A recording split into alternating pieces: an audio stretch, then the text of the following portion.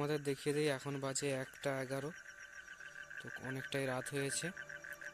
তো আমার সঙ্গে দুজন বন্ধু আছে, তো একা ভিডিওটা তো করতে পারবো না। তো চলো ভিডিওটা শুরু করা যাক। বন্ধুরা, আমার ক্যামেরাটা অতটাও পরিষ্কার নয় যে তোমাদের আমি ভালোভাবে দেখাবো। তো আমরা সেই জায়গাটাকে যেতে চলেছি।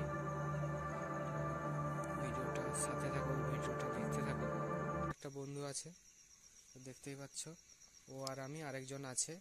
তো ভিডিওটা আমরা শুরু করতে চলেছি।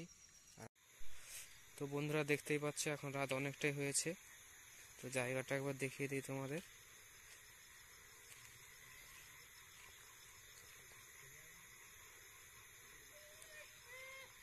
আর ওই সাইডটাই একটু বন জঙ্গল আছে, আমি ওই সাইডে যেতে একটু কেমন কেমন লাগছে, অনুভূতিটা অন্য টাইপের।